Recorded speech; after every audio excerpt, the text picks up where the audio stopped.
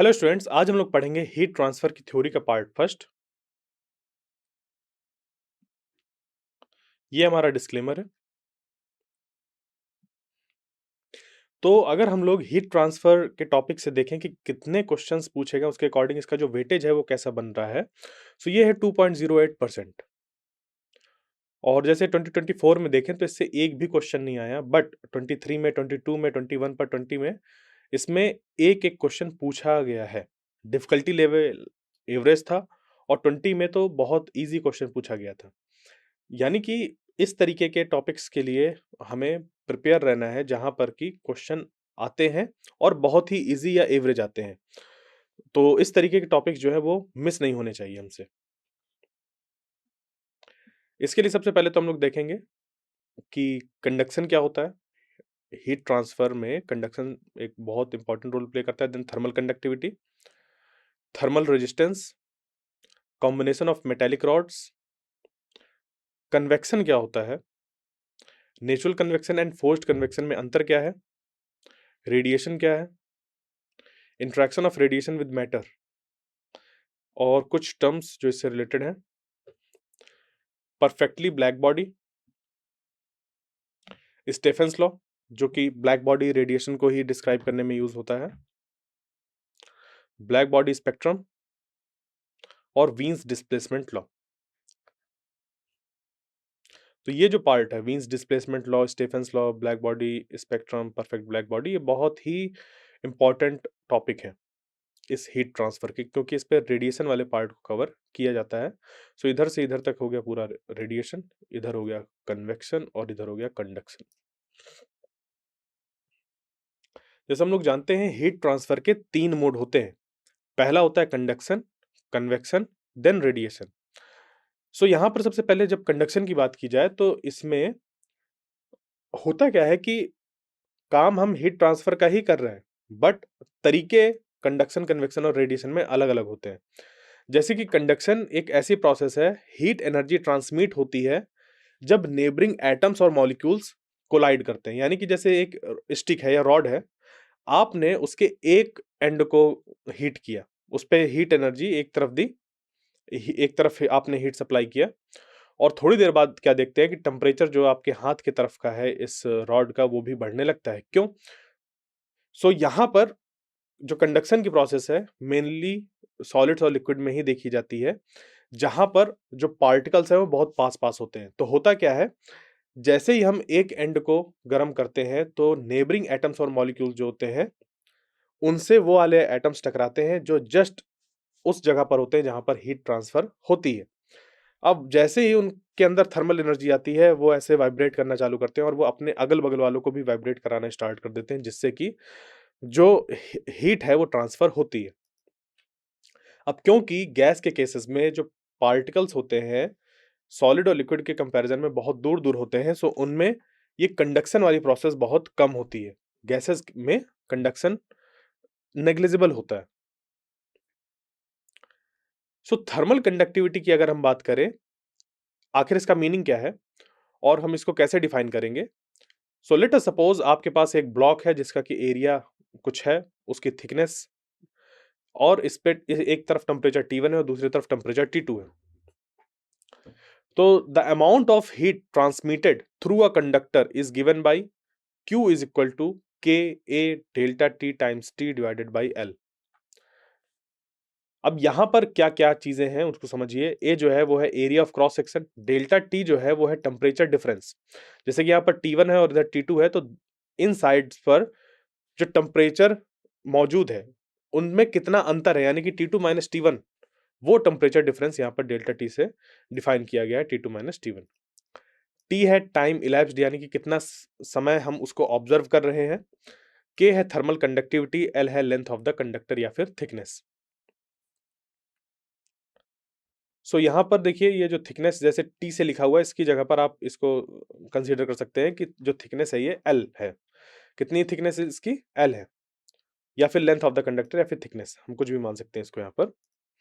तो rate of transmission of heat bye conduction ये निकल कर आता है delta Q by delta T, यानी कि K A delta capital T by L, जहां पर K है थर्मल कंडक्टिविटी, ए है cross sectional area, delta T है टेम्परेचर डिफरेंस और एल है लेंथ ऑफ द कंडक्टर। जो इस थर्मल कंडक्टिविटी की यूनिट होती है वो होती है watt meter inverse kelvin inverse. तो ये जो है हमारा ये थर्मल कंडक्टिविटी, ठीक है, और इसकी जो यूनिट होती है वो हमारी watt meter inverse kelvin inverse बनती है।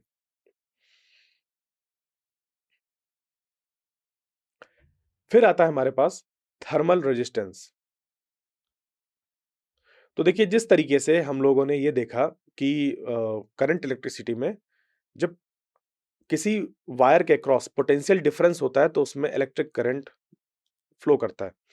सो यहाँ पर क्या है कि अगर किसी एक रॉड के एंड्स पर टेम्परेचर डिफरेंस है तो उसमें हीट फ्लो करेगी और उसी के जो एनर्जी ट्रांसमिशन है उसी को हम यहाँ पर अगर ये देखें कि किस रेट से हीट ट्रांसफर हो रहा है, यानी कि रेट ऑफ हीट ट्रांसफर, वो delta Q by delta T का मॉड जो कि हम लिख देते हैं एच के मॉड के बराबर। तो ये हो जाएगा के ए एल और डेल्टा टी। तो अगर आप इसको थोड़ा-सा कंपेयर करें, क्या करें इसको थोड़ा-सा कंपेयर करें किसकी जैसे? जैसे कि हम लोग देखते हैं V is equal to I R, कुछ उस तरीके के फॉर्म पर इसको देखने की कोशिश करें। तो ये जो टर्म हमारा बन रहा है, देखिए ये जो के ए है आ जाएगा नीचे डिवाइड पर, तो ये हो गया L बाई के ए। ये एक टर्म हो इस आप इसको कंसीडर करिए, ये पूरा एक टर्म L बाई के ए। डेल्टा टी जैसे पोटेंशियल डिफरेंस होता है, यहाँ पर टेम्परेचर डिफरेंस है और जैसे वहाँ पर करंट होता है तो यहाँ पर H है। So the term L by Ka is generally called the thermal resistance। तो ये वाला जो टर्म होता है L by Ka, इसको हम लोग थर्मल रेजिस्टेंस बोलते हैं। सो इस हिसाब से जो रेट ऑफ हीट कंडक्शन है इसको लिखा जा सकता है H is equal to delta Q by delta T बराबर delta T by R thermal. यहाँ पर डेल्टा टी टाइम से मतलब है और ये यहाँ पर टेम्परेचर डिफरेंस से मतलब है कैपिटल टी वाला, ठीक है। सो डेल्टा टी बाई हो गया आर थर्मल। ये जो है वो इक्विवेलेंट है टू ओम्स लॉ, जो कि ये बताता है I is equal to delta V by R electrical.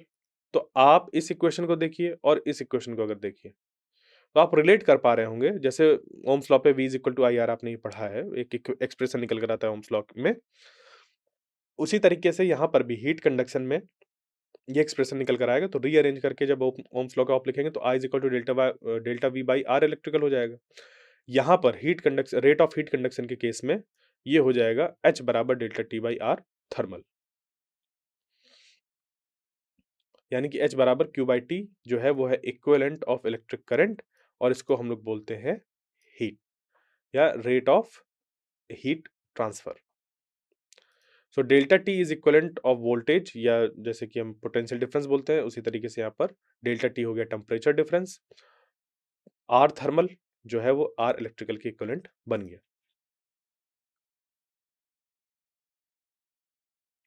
अब बात आती है कॉम्बिनेशन ऑफ मेटेलिक रॉड्स। जिस तरीके से हम लोग ने कॉम्बिनेशन ऑफ रेजिस्टर्स देखा है उसी तरीके से यहाँ पर हम लोग कॉम्बिनेशन ऑफ मेटेलिक रॉड्स देख रहे हैं। तो series combination of metallic rod में क्या होगा? In a series combination of two metal rods जो इक्विवेलेंट थर्मल कंडक्टिविटी है हम उसको फाइंड करना चाह रहे हैं। अगर हमारे पास एक मेटेलिक रॉड है जिसकी लेंथ L1 है, दूसरे की L2 है, पहले वाले की कंडक्टिविटी K1 है, दूसरे की K2 है और इनमें जो अ, इस पे यहाँ पर हमारे पास ये जो रॉड्स हैं, इन रॉड पर हमने एरिया जो है वो सेम माना है, दोनों का ही क्रॉस सेक्शनल एरिया जो है वो सेम माना है। तो ये बन निकल कर आता है के एस बराबर L1 plus L2 divided by L1 by K1 plus L2 by K2। ये बन जाता है equivalent thermal conductivity if the thermal conductivity of the rod first is known and second is also known. So पहले वाले का हो गया K1 by K1 इसकी थर्मल कंडक्टिविटी और L1 हो गई इसकी लेंथ, K2 यहाँ पर इसकी थर्मल कंडक्टिविटी हो गई और L2 हो गई इसकी length. So Ks is equal to हो गया L1 plus L2 divided by L1 by K1 plus L2 by K2। अगर दोनों रॉड की जो लेंथ है वो सेम हो, यानी कि इफ L1 बराबर L2 हो तो क्या होगा? जो Ks है वो हो जाएगा 2k1k2 divided by k1 plus k2। अब यहां से देखिए कि if temperature of the interface of the series combination be T, ये जो यहाँ पर इंटरफेस है जहां पर ये दो हमारे मेटालिक रॉड मिल रहे हैं, अगर वहां पर T टेम्परेचर हो, तो ये जो T टेम्परेचर है अगर हमसे कह दिया जाए फाइंड करने के लिए, तो ये क्या बन जाएगा?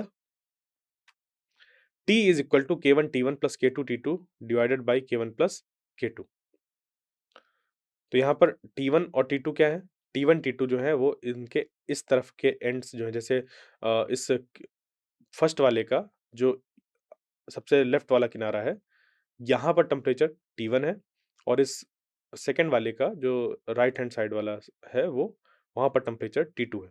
सो इधर T1 इधर T2, तो मिडिल पर कितना होगा? अगर वो टेम्परेचर निकालने के लिए कहा जाए तो T बराबर हो जाएगा K1 T1 plus K2 T2 divided by K1 plus K2। फिर आता है parallel combination of metallic rods. तो अगर मान लेते हैं कि जो ये 2 रॉड्स हैं उनका हम पैरेलल कॉम्बिनेशन बना रहे हैं।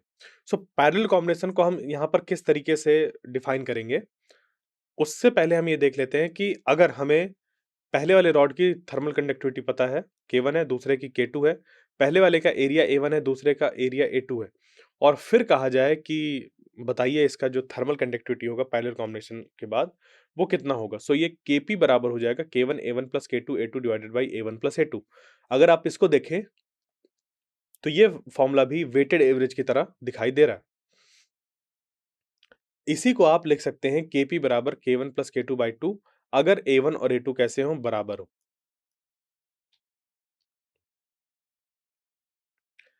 अब बात आती है second mode of heat transfer की, जिसको कि बोला जाता है कन्वेक्शन। सो कन्वेक्शन क्या है? The process of heat transmission in which the particles of the fluid move is called convection. So convection की प्रोसेस में एक्चुअल में फ्लूइड का जो मूवमेंट है वो देखा जाता है। जैसे कि मान लीजिए आपके पास एक टम्बलर है और उस पे फ्लूइड एक भरा हुआ है। अब आपने उसको हीट किया नीचे से, यानी कि हीट ट्रांसफर करी नीचे से। अब यहाँ पर जो बैठा पार्टिकल है वो इस एनर्जी को गेन कर लेगा, इस थर्मल एनर्जी को गेन कर लेगा, और ये चला जाएगा ऊपर, और ऊपर वाला जो है वो आ जाएगा नीचे। इधर जो नीचे वाला ये चल जाएगा ऊपर, और ऊपर वाला आ जाएगा नीचे।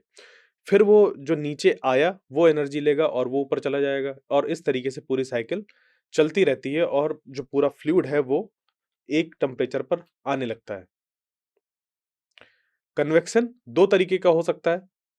एक तो है नेचुरल कन्वेक्शन, जहां पर कि जो फ्लूइड पार्टिकल्स हैं वो नेचुरली फ्लो होते हैं बिना किसी एक्सटर्नल एजेंसी या फोर्स के। मतलब जैसे टम्बलर पे पानी भरा हुआ है, हीट किया जा रहा है, और उसकी वजह से ही वो पूरा पानी सर्कुलेट हो रहा है और अपने आप गर्म हो रहा है। जबकि फोर्स्ड कन्वेक्शन में क्या होता है कि किसी चीज की हेल्प ली जाती है फ्लूइड के मूवमेंट के लिए। जैसे कि आपके घरों में फैन लगा है, सीलिंग फैन, वो क्या कर रहा है?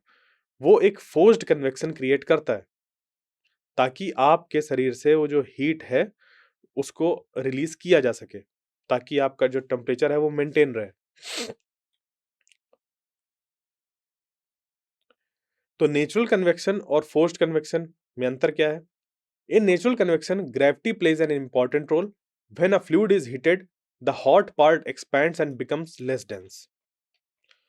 तो जैसे ही हम लोग ये देखते हैं कि ऑब्जेक्ट जो भी हमने वहाँ पर रखा हुआ है जिसको ठंडा करना है, या जो फ्लूइड है उसको ठंडा करना है या उसको गर्म करना है, उस केस में जो ग्रेविटी है वो अपना रोल प्ले करती है।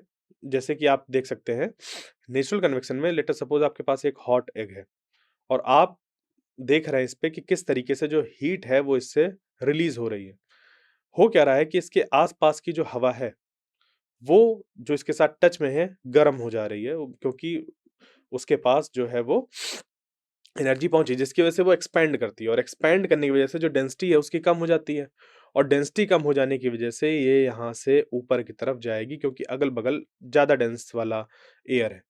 तो जैसे ही ये यहाँ से ऐसे ऊपर उठेगा तो यहाँ पर वैक्यूम क्रिएट होगा, और उसको भरने के लिए जो अगल बगल की ठंडी हवा है वो आ जाएगी, और ये प्रोसेस कंटिन्यूअस चलता रहेगा जब तक कि ये जो ऑब्जेक्ट है सेम टेम्परेचर पर ना आ जाए टू इट्स सराउंडिंग, और इस तरीके से ये प्रोसेस नेचुरल कन्वेक्शन बन जाती है।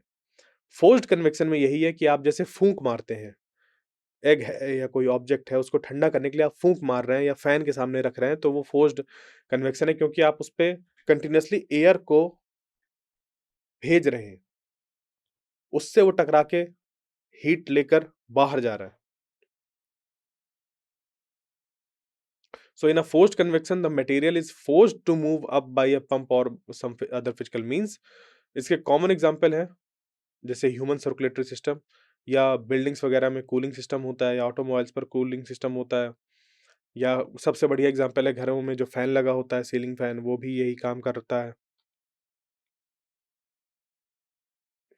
अब बात आती है रेडिएशन की।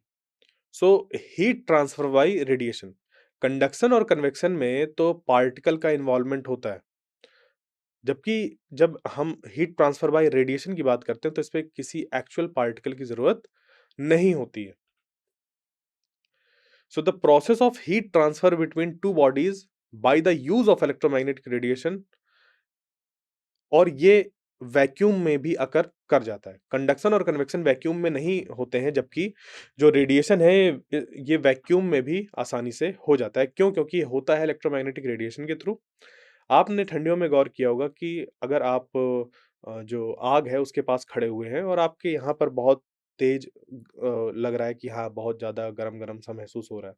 तो अगर आप हाथ ऐसे लगा दें बीच में, ठीक है? ऐसे अगर हाथ लगा दें तब भी आपको यहाँ पर समझ में आता है कि अब गर्माहट नहीं लग रही। क्यों? आपने यहाँ पर तो कवरिंग करी नहीं, आग को तो बुझाया नहीं, आपने क्या किया, सिर्फ़ उसके बीच में हाथ लगा लिया। ऐसा लग रहा था जैसे रोशनी सी कोई आ रही हो, और आपने जैसे ही हाथ लगाया तो वो सारा अब आपके हाथ में पड़ रहा है, इस फ़ोरहेड की बजाय। तो ये क्या हो रहा है यहाँ पर? एक्चुअल में जो ह आग जल रही थी, वहाँ से रेडिएशन के थ्रू हीट आ रही थी, हीट एनर्जी आ रही थी, और वो आपके फ़ोरहेड में, हेड में, बॉडी में फ़ॉल हो रही थी, तो आपको गर्माहट महसूस हो रही थी। आपने हाथ लगाकर उसको ब्लॉक कर दिया। अब वो आपके हाथों में पड़ रहा है रेडिएशन, तो हाथ गरम होंगे।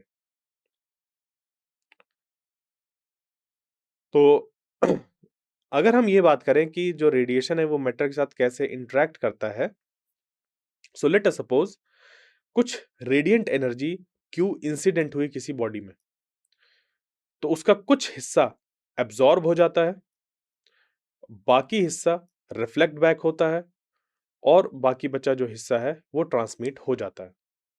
कुछ इस तरीके से कि यहाँ पर हमारा एक ऑब्जेक्ट है, रेडिएशन इंसिडेंट हुआ, तो इसका कुछ हिस्सा रिफ्लेक्ट हो रहा है, कुछ इस पे अंदर आ रहा है, और अब यहाँ पर देखिए जब ये अंदर आया, तो कुछ हिस्सा इसका एब्ज़ॉर्ब हो गया, यहाँ से फिर से क्योंकि अब इंटरफ़ेस था तो कुछ रिफ्लेक्ट हुआ और बाकी ट्रांसमिट हो गया। जबकि यहाँ पर अब अगर इस ऑब्जेक्ट ने कुछ एनर्जी गेन कर ली है, तो ये अपने आप से एमिट भी करता है कुछ हिस्सा। बट अगर हम ब्रॉडली देखें कि जितनी भी हमने रेडिएशन इंसिडेंट कराई, उसका कुछ हिस्सा रिफ्लेक्ट हुआ, एब्ज़ॉर्ब हुआ और ट्रांसमिट हुआ। सो Q अगर रेडिएंट एनर्जी है इंसिडेंट ऑन अ बॉडी, तो ये QA plus QR plus QT अगर आप करें तो ये Q के बराबर हो जाएगा, यानी कि जितनी आपने एनर्जी इंसिडेंट कराई है, वो 3 हिस्सों में डिवाइड हो जाती है। अब हो सकता है कहीं पर ये एब्ज़ॉर्ब ना हो, रिफ्लेक्ट और ट्रांसमिट ही हो सकता है कहीं पर रिफ्लेक्ट ना हो, एब्ज़ॉर्ब और ट्रांसमिट हो। बट अगर रियल वर्ल्ड में देखें तो इनका खुद का इंडिविजुअल परसेंटेज कम हो सकता है। जैसे 99% ट्रांसमिट हो गया, हाफ परसेंट रिफ्लेक्ट हुआ, हाफ परसेंट एब्ज़ॉर्ब हुआ, ऐसा कुछ हो सकता है। बट हर एक चीज़ हमें यहाँ पर मिलती है कि एब्ज़ॉर्ब भी होगा थोड़ा-सा, रिफ्लेक्ट भी होगा और ट्रांसमिट भी होगा। सो अगर हम क्या करें, Q से डिवाइड कर दें इसको पूरे को, ये बन जाएगा QA by Q plus QR by Q plus QT by Q बराबर 1, और इसको ही हम लोग बोलते हैं, देखिए QA बाई Q को ये बोलते हैं A, QR बाई Q को बोलते हैं R, और QT बाई Q को बोलते हैं T। अब यहाँ पर A, R और T क्या है? तो जो A है इसको बोला जाता है एब्ज़ॉर्बिंग पावर या फिर एब्ज़ॉर्बटेंस। इसी तरीके से जो QR बाई Q है इसको रिफ्लेक्टिंग पावर या फिर रिफ्लेक्टेंस कहा जाता है। और जो T बराबर QT बाई Q है उसको ट्रांसमिटिंग पावर या फिर ट्रांसमिटेंस बोला जाता है। तो एब्जॉर्बिंग पावर या एब्जॉर्प्टेंस, रिफ्लेक्टिंग पावर या फिर रिफ्लेक्टेंस, ट्रांसमिटिंग पावर या फिर ट्रांसमिटेंस, ये एक रेशियो हो गया कि हमें कितना हिस्सा मिल रहा है, जैसे एब्जॉर्प्शन का है, अगर Q उस पे एनर्जी फॉल हुई थी, उसका रेशियो जब हम लेंगे तो एब्जॉर्बिंग पावर या एब्जॉर्प्टेंस को बताएगा। सो अब हम यहाँ पर कुछ कॉमन टर्म्स जो यूज होते हैं रेडिएशन के लिए, जैसे कि एब्जॉर्प्टिव पावर ए, तो it is defined as the ratio of radiant energy absorbed by it in a given time to the total radiant energy incident on it in the same interval of time. यानी कि A बराबर हो जाता है energy absorb divided by energy incident. So as a perfectly black body absorbs all radiation incident on it, the absorptive power of a perfectly black body is maximum and unity. फिर आता है spectral absorptive power A lambda. इसका क्या मतलब होता है? तो absorptive power क्या डिफाइंड है, पहले उसको देखिए। ये है energy absorbed divided by energy incident. जब हम एब्जॉर्ब स्पेक्ट्रल एब्जॉर्प्टिव पावर की बात करते हैं तो हम एक पर्टिकुलर वेवलेंथ की बात करते हैं कि ठीक है, इस पर्टिकुलर वेवलेंथ की जो एनर्जी थी वो कितनी फॉल हुई, उस पे कितना एब्जॉर्ब हुआ, उन वैल्यूज को यूज करके आप जो क्वांटिटी डिफाइन करेंगे वो स्पेक्ट्रल एब्जॉर्प्टिव पावर कहलाएगी। So it is the ratio of radiant energy absorbed by a surface to the radiant energy incident on it for a particular wavelength lambda. किसी एक particular wavelength के लिए ये define होता है। तो the spectral absorptive power A lambda is related to absorptive power A through the relation A बराबर 0 to infinity A lambda D lambda. फिर आता है एमिसिव पावर। एमिसिव पावर का क्या मतलब होता है? तो it is the total amount of energy radiated by body per second per unit area of surface. यानी कि E जो है वो हमारा डिफाइन होता है 1/A times delta Q by delta T।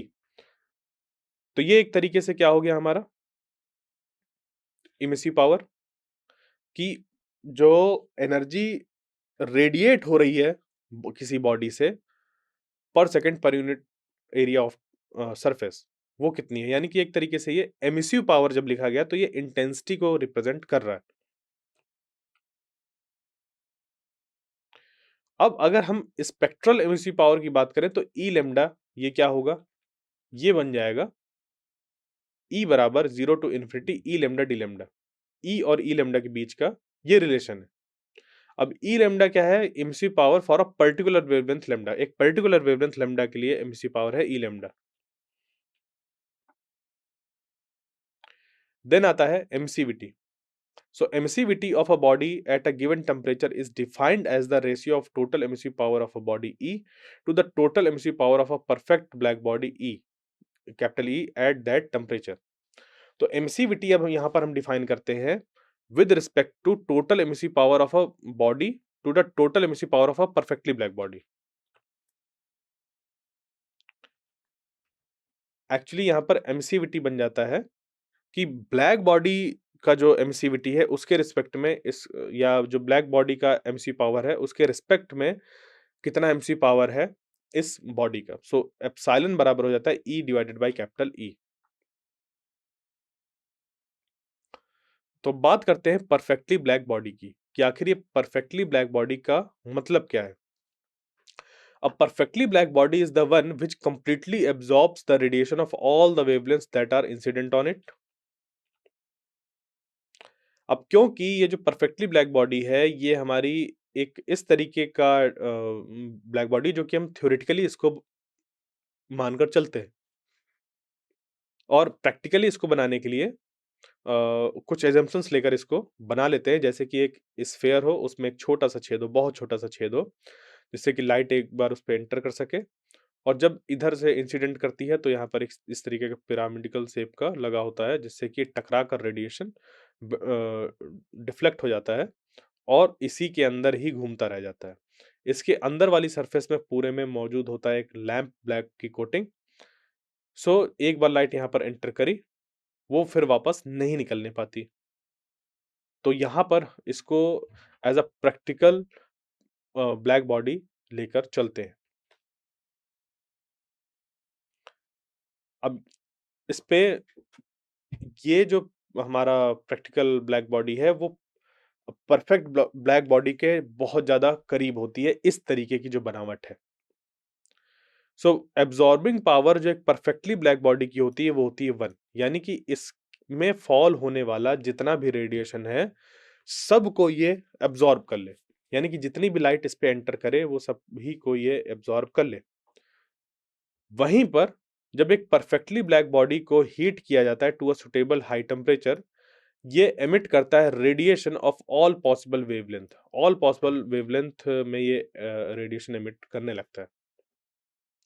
जैसे कि टेम्परेचर ऑफ द सन की अगर हम बात करें, तो ये बहुत हाई है, अराउंड 6000 केल्विन, और ये ऑल पॉसिबल रेडिएशंस को एमिट करता है, यानी कि रेडियो वेव से लगाकर जो गामा रेडिएशंस तक है, सभी तरीके के इलेक्ट्रोमैग्नेटिक वेव्स को ये एमिट करता है।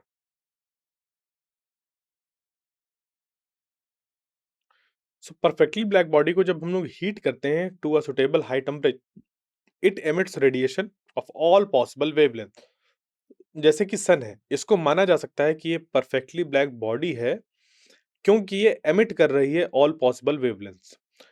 जो सन है उसका टेम्परेचर बहुत ज़्यादा होता है, अराउंड 6000 केल्विन। तो और उसमें ये देखा गया है कि ये सारी पॉसिबल जो रेडिएशंस होता है उसको एमिट करता है रेडियो से लगाकर गामा रेज़ तक। तो एक परफेक्टली ब्लैक ब्लैक बॉडी के लिए ये कंडीशन बनती है कि जो उसका एब्जॉर्प्टेंस होगा वो 1 के बराबर है। आर और टी 0 होते हैं, क्योंकि इस पे जब कोई चीज़ फॉल करती है तो रिफ्लेक्ट नहीं होती है, ना ट्रांसमिट होती है। सब कुछ एब्ज़ॉर्ब हो जाता है। वहीं पर अगर इसी ब्लैक बॉडी को टी टेम्परेचर पर मेंटेन किया जाए तो ये रेडिएशन एमिट करती है। So for a perfect reflector, जो कि एक ब्लैक बॉडी ही है, आर जो है वो 1 सॉरी ब्लैक बॉडी नहीं, फॉर अ परफेक्ट रिफ्लेक्टर की अगर हम बात करें, जैसे कि अभी फॉर परफेक्टली ब्लैक बॉडी हो गया ए बराबर 1, उसी तरीके से एक अगर परफेक्ट रिफ्लेक्टर की डेफिनेशन होगी तो वो ये होगी कि एक ऐसा ऑब्जेक्ट, एक ऐसा डिज़ाइन, एक कोई ऐसी चीज़ जो कि रिफ्लेक्ट कर दे पूरा का पूरा जो भी चीज़ उसके ऊपर फॉल हो रहा है। यानी कि आर बराबर 1 हो। उसी तरीके से परफेक्ट ट्रांसमीटर एक ऐसा डिवाइस, एक ऐसा मैकेनिज्म, एक ऐसा कोई तरीका होगा जिससे कि हमने कुछ बनाया और फिर अब वो जो चीज़ बनाई, वो क्या कर रहा हो? इस चीज़ को फ़ॉलो कर रहा हो। ठीक है? तो परफेक्ट ट्रांसमीटर एक ऐसा डिवाइस हो गया, जिसका कि ट्रांसमिटेंस 1 के बराबर हो। तो देखिए, जैसे कि एक हमने बात करी फॉर परफेक्टली ब्लैक बॉडी, जो A की वैल्यू है वो 1 के बराबर है। उसी तरीके से अगर कोई एक ऑब्जेक्ट है, जो कि उसके ऊपर फॉल होने वाली पूरी की पूरी लाइट को रिफ्लेक्ट कर दे रहा है, तो वो परफेक्ट रिफ्लेक्टर कहलाएगा। और उसकी जो डेफिनिशन है, वो ये है कि R बराबर 1, यानी कि रिफ्लेक्टेंस अगर किसी ऑब्जेक्ट का 1 के बराबर है, तो वो एक परफेक्ट रिफ्लेक्टर कहलाएगा।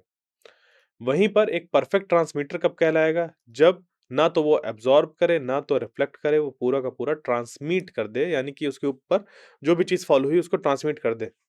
वो परफेक्ट ट्रांसमीटर कहलाएगा। सो अब यहाँ पर आता है एक लॉ जिसको कि बोलते हैं स्टेफेंस लॉ।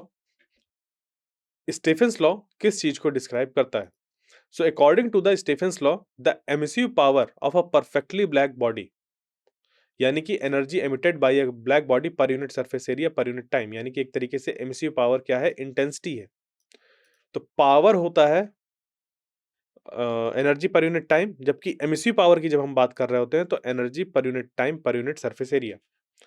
तो एमिसिव पावर यानी कि intensity of a perfectly black body, वो डायरेक्टली प्रोपोर्शनल होता है to the fourth power of its absolute temperature, यानी कि उस ऑब्जेक्ट का जो टेम्परेचर है उसका पावर 4 करें, उसके डायरेक्टली प्रोपोर्शनल होता है एमिसिव पावर,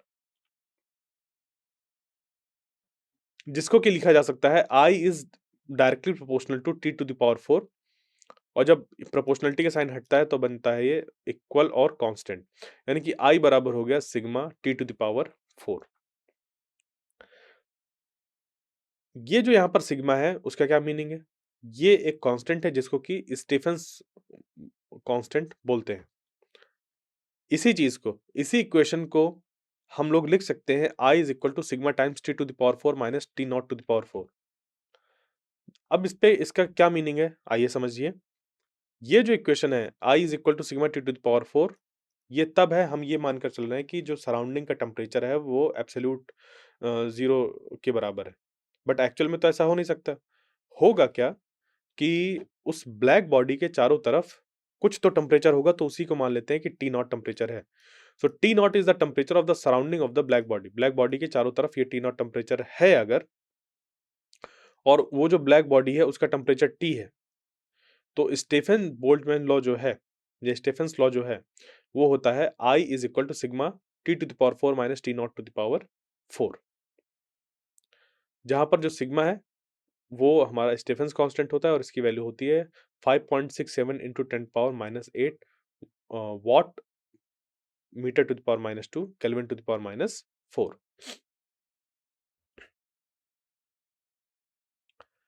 अब इसी के ही डिफरेंट डिफरेंट केस बन रहे हैं। पहला ये है कि for a body whose emissivity is epsilon, एक ऐसा बॉडी या एक ऐसा ऑब्जेक्ट जिसकी एमिसिविटी एप्सिलॉन है अगर, तो स्टीफेंस लॉ को हम लिख सकते हैं I बराबर epsilon sigma T to the power 4। So the total radiant energy Q emitted by a body of surface area A in time t is given by Q is equal to A times T I, यानी कि ये बन गया A T epsilon sigma T to the power 4। तो यहां पर जब total radiant energy की बात आई Q की by a body of surface area A, तो हम लोग क्या करेंगे, ये जो इंटेंसिटी की डिफिनीशन है I is equal to epsilon sigma T to the power 4, इसमें सबसे पहले तो हम लोग निकालेंगे कि जो एनर्जी पर यूनिट टाइम है वो कितना होगा। तो एनर्जी पर यूनिट टाइम निकालने के लिए हम एरिया से मल्टीप्लाई करा देंगे, यानी कि आई का मल्टीप्लाई ए से करा देंगे। बट जब हमें टोटल रेडिएंट एनर्जी निकालनी है तो हम कब से कब तक की बात कर रहे हैं उस टाइम का भी यहाँ पर मल्टीप्लिकेशन कराना होगा। तो Q बराबर हो जाएगा ए टी आई, आई की वैल्यू रख दी epsilon sigma T to the power 4 और ये आ गया ए और टी, तो Q बराबर हो गया A T epsilon sigma T to the power 4। So Stefan's law क्या बना कि the radiant power P that is energy radiated by a body per unit time is given by P बराबर Q by T, यानी कि A epsilon sigma T to the power 4।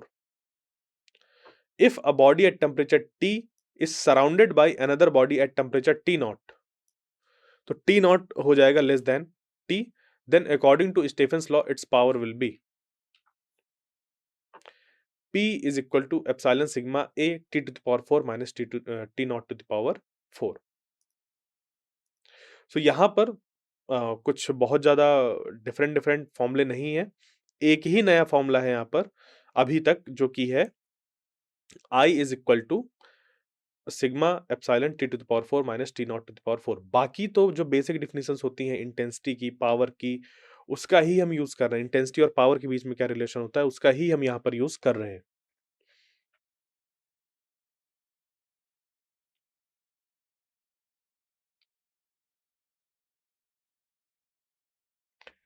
अब बात आती है ब्लैक बॉडी स्पेक्ट्रम की।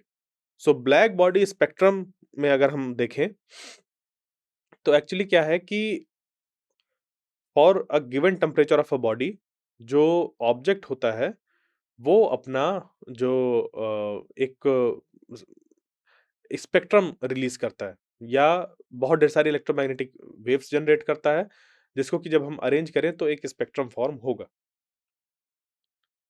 सो the black body spectrum is a continuous spectrum as shown in the figure. At a given temperature, initially the intensity of thermal radiation increases with an increase in wavelength and reaches a maximum value at particular wavelength lambda m. तो इसमें क्या होता है कि for a given temperature of a body, यानी कि अगर हमारे पास कोई एक ऑब्जेक्ट है जो कि ब्लैक बॉडी है, इसका आपने टेम्परेचर कुछ किया, एक कुछ सेट किया टेम्परेचर, अब आप क्या कर रहे हैं, हर एक वेवलेंथ की जो इंटेंसिटी है वो कितनी है चेक कर रहे हैं। तो जब आप एक पर्टिकुलर वेवलेंथ की इंटेंसिटी चेक कर रहे हैं, आपको ये पता चला कि जैसे-जैसे यहाँ पर जो वेवलेंथ है वो बदल रही है, वैसे-वैसे जो उसकी इंटेंसिटी है वो भी बदल रही है। और ये देखा गया कि फॉर अ पर्टिकुलर वेवलेंथ जिसको कि हम लैम्डा एम बोल रहे हैं, उस पर्टिकुलर वेवलेंथ पर जो स्पेक्ट्रल डेंसिटी थी वो सबसे ज़्यादा थी। यानी कि जो उस पर्टिकुलर वेवलेंथ पर, उस पर्टिकुलर टेम्परेचर पर इंटेंसिटी जो मिल रही थी वो मैक्सिमम मिल रही थी। तो वो वेवलेंथ मैक्सिमम नहीं है, ठीक है? वो वहाँ पर वेवलेंथ मैक्सिमम नहीं है, ये ध्यान दीजिएगा। जो वहाँ पर उस पर्टिकुलर वेवलेंथ पर इंटेंसिटी है, वो मैक्सिमम है। So on increasing the wavelength beyond lambda m, the intensity of radiation E lambda starts decreasing. तो lambda m वो पर्टिकुलर वेवलेंथ है जहां पर की जो इंटेंसिटी ऑफ रेडिएशन है उसकी वैल्यू मैक्सिमम हो रही है। अब ये जो हमारा ई लैम्डा और lambda curve times lambda curve है, अगर आप इसके total area under the curve को फाइंड करने की कोशिश करें तो आपको मिलेगा total intensity of the radiation at that temperature, यानी कि उस पर्टिकुलर टेम्परेचर पर जो टोटल इंटेंसिटी है रेडिएशन की वो कितनी है। सो यहाँ पर area according to Stefan's law of radiation is directly proportional to the 4 power of temperature.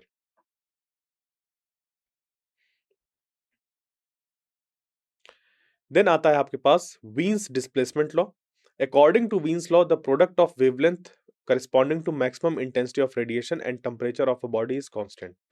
यानी कि अगर आपने किसी ऑब्जेक्ट का टेम्परेचर, किसी ब्लैक बॉडी का टेम्परेचर टी सेट किया है और वो वेवलेंथ जहां पर इंटेंसिटी मैक्सिमम है उसको आपने लैम्डा एम देखा, तो अब आप किसी भी तरीके का पेयर चूज, किसी भी तरीके का ब्लैक बॉडी चूज करिए और उसका टेम्परेचर जो है कैसा भी आप रख दीजिए, ये रिलेशन फॉलो ही फॉलो होगा। यानी कि लैम्डा एम टाइम्स टी बराबर कांस्टेंट निकल कर आएगा। यहाँ पर बी जो है उसको वीन्स कांस्टेंट बोलते हैं और इस लॉ को बोलते हैं Wien's displacement law. 2.898 into 10⁻³ metre kelvin ये इसका वैल्यू होता है लैम्डा एम टाइम्स टी का। सो आइए अब इस पर जो बेस्ड क्वेश्चंस हैं उनको करते हैं। तो आइए अब हम लोग जो हीट ट्रांसफर है उस पर बेस्ड कुछ क्वेश्चंस की प्रैक्टिस करते हैं। ये रहा पहला question. A cylindrical rod is having temperatures T1 and T2 at its end. The rate of flow of heat is Q1 calories per second. If all the linear dimensions are doubled, keeping the temperature constant, then rate of flow of heat Q2 will be. Option है आपके पास ए 4Q1, B है 2Q1, सी है Q1/4 और D है Q1/2। क्या होगा इसका करेक्ट आंसर? देखिए इसका करेक्ट आंसर है बी 2Q1। कैसे? अब यहाँ पर अगर आप देखें तो ये जो रॉड है इस पे इधर टेम्परेचर T1 है, इधर T2 है, इधर T1 है, इधर T2 है। इसका रेडियस स्मॉल आर है, इसका रेडियस 2R है और इसकी जो लेंथ है अगर हम स्मॉल एल मान लें और इसकी जो लेंथ है वो 2L मान लें। स्मॉल एल यहाँ पर कंसीडर करके चलते हैं, मान लीजिए ये जो एल लिखा हुआ है इसकी जगह पर स्मॉल एल लेकर चलते हैं। सो Q1 जो है वो इनिशियली अगर हम देखें वो है K times A1 T1 minus T2 by L1। अब इसी को अगर डबल कर दिया जाए, इसी को अगर हम लोग डबल कर देते हैं, यानी कि L2 को 2L1 कर दिया और A2 जो है वो 4A1 हो जाएगा, क्योंकि रेडियस यहाँ पर दोगुनी है। R जो है वो 2 टाइम्स है तो एरिया जो क्रॉस सेक्शनल एरिया है वो 4 टाइम्स हो गया। सो Q2 बराबर हो गया K times A2 times T1 minus T2 by L2। अब यहाँ पर Q2 जो है उसको अगर थोड़ा-सा हम रीअरेंज करें और इसपे जो वैल्यूज़ हैं उनको पुट करें, तो A2 की जगह पर आ गया 4A1, L2 की जगह पर आ गया 2L1। 4 को डिवाइड कर देंगे 2 से, तो ये आ गया इधर 2, 2 times K A1 in bracket T1 minus T2 by L1 और यहाँ पर Q2 बराबर हो जाएगा 2Q1 के बराबर। सो इस वजह से जो आंसर बी है वो करेक्ट हो जाएगा। Next question.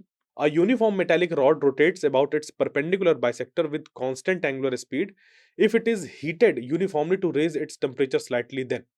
ऑप्शंस आपके पास A, its speed of rotation increases, B है its speed of rotation decreases, option C है its speed of rotation remains same, और ऑप्शन डी है its speed increases because its moment of inertia increases.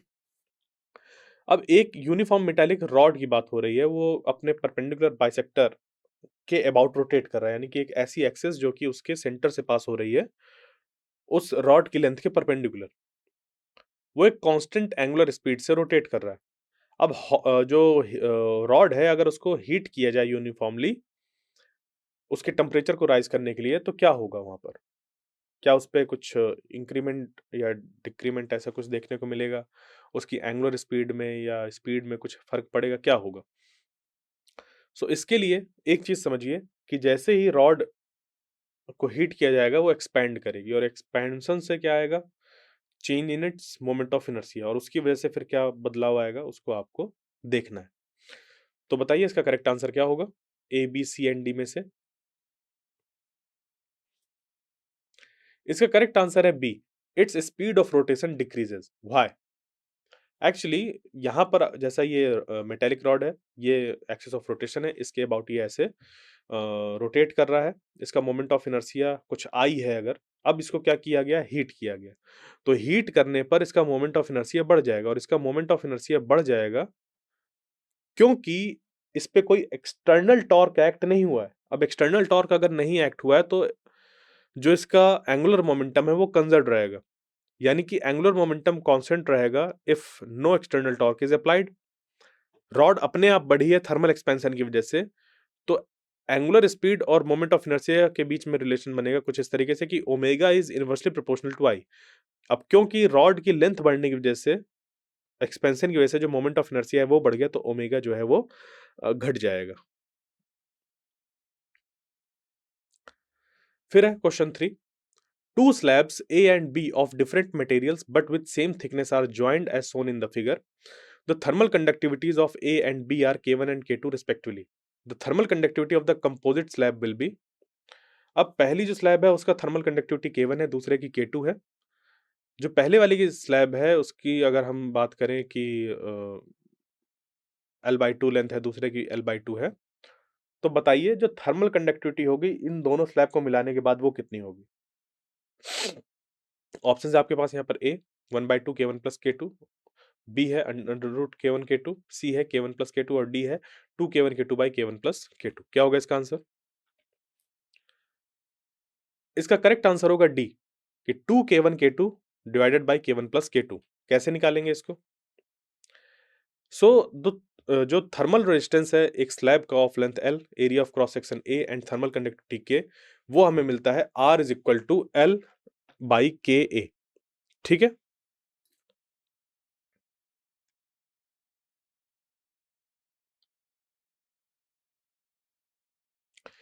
Since जो slab है वो joint in series है, thermal resistance of the composite slab बन जाएगा RC बराबर R1 प्लस R2, यानी कि आरसी को लिख सकते हैं L डिवाइडेड बाई के सी ए बराबर L/2 by K1A plus L/2 by K2A। तो KC को लिख सकते हैं 2 K1 K2 by K1 plus K2। Question 4, the coefficient of thermal conductivity of copper is 9 times that of steel. In the composite cylindrical bar shown in the figure, what will be the temperature at the junction of copper and steel? अब इस तरफ क्या है? एक copper है, एक steel है, temperature 100 degree Celsius, 0 degree Celsius इसके एंड्स पर, जहां और इनकी लेंथ 18 सेंटीमीटर, 6 सेंटीमीटर। तो ये जहां पर मीट कर रहे हैं उसके जंक्शन पर कितना टेम्परेचर होगा ये हमें बताना है। ऑप्शंस आपके पास A 75 degree Celsius, B 67 degree Celsius, C 25 degree Celsius और डी 33 डिग्री सेल्सियस। इसका आंसर होगा ए 75 डिग्री सेल्सियस। कैसे? तो जो फॉर्मूला है टेम्परेचर ऑफ इंटरफेस का, जब हमारी लेंथ बराबर नहीं होती, ये होता है T बराबर K1 T1 L2 plus K2 T2 L1 divided by K1 L2 plus K2 L1। तो यहाँ पर K1 L2 plus K2 L1 था।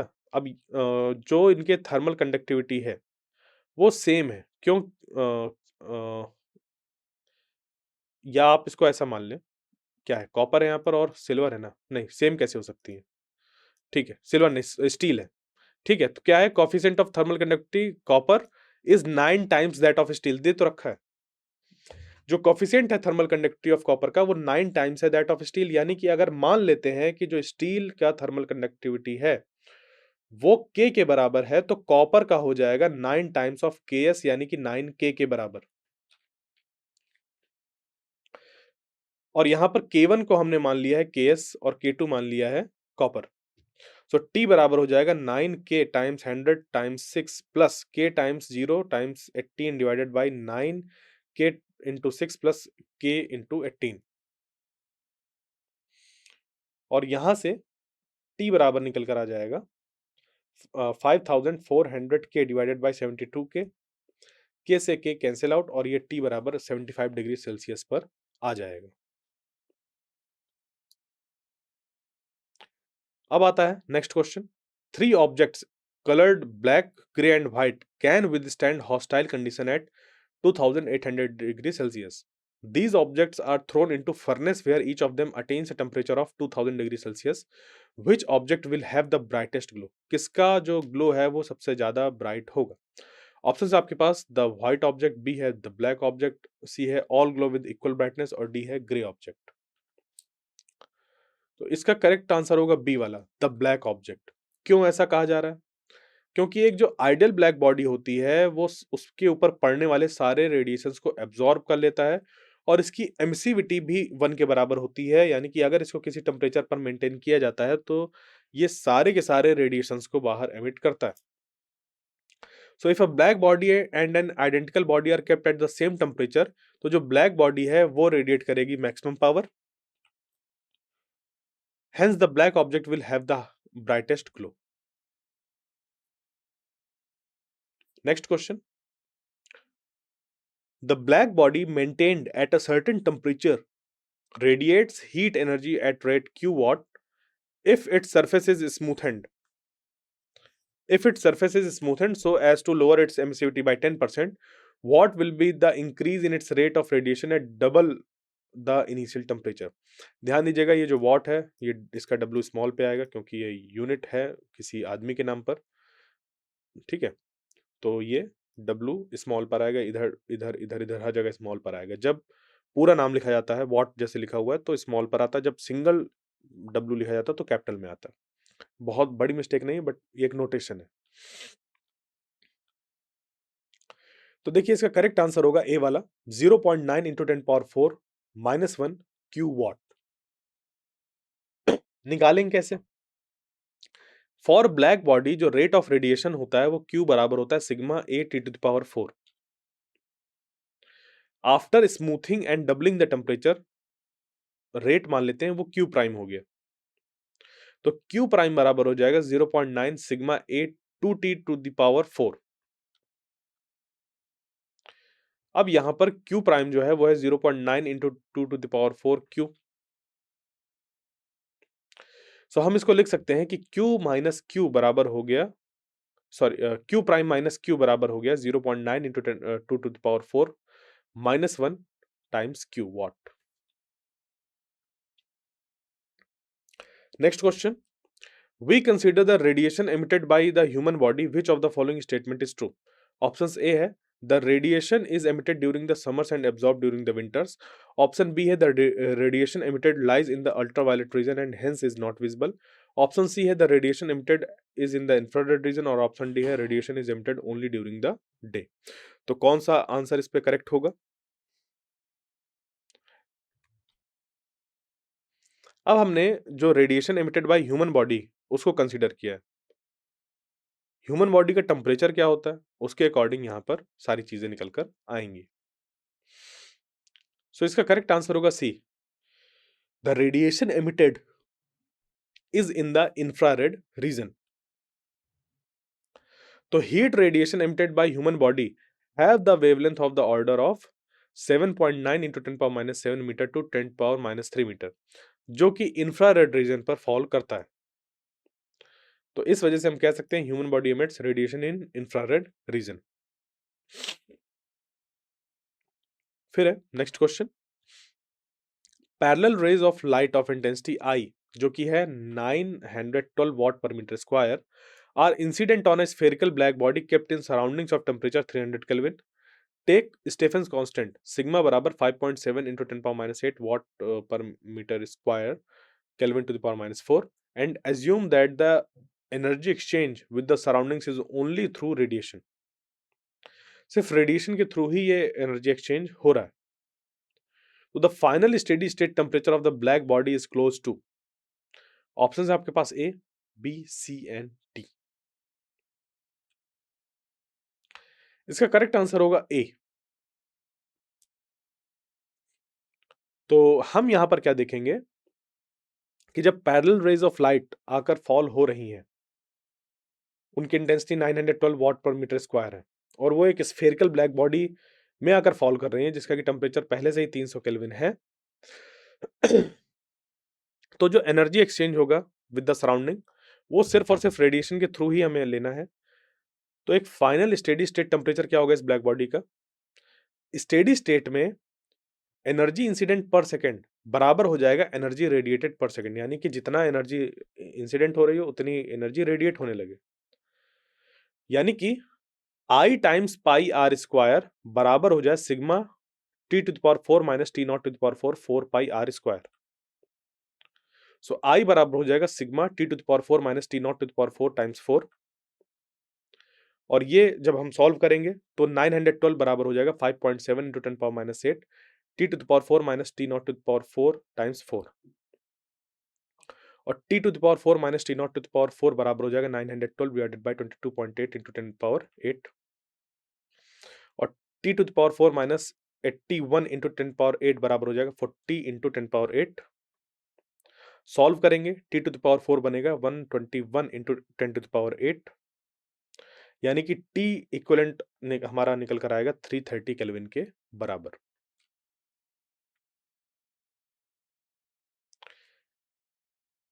अब यहां पर देखिए next question.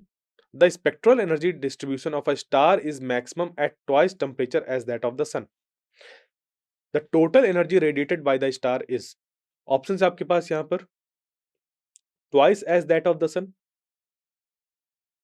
Option B same as that of the sun, option C 16 times as that of the sun और D है 1/16 ऑफ द सन. अब यहां पर स्पेक्ट्रल एनर्जी डिस्ट्रीब्यूशन की बात करी गई है एक स्टार की जिसका की जो मैक्सिमम है वो दोगुना टेम्परेचर है सन का, यानी कि सन का जितना भी टेम्परेचर है उसका दोगुना है.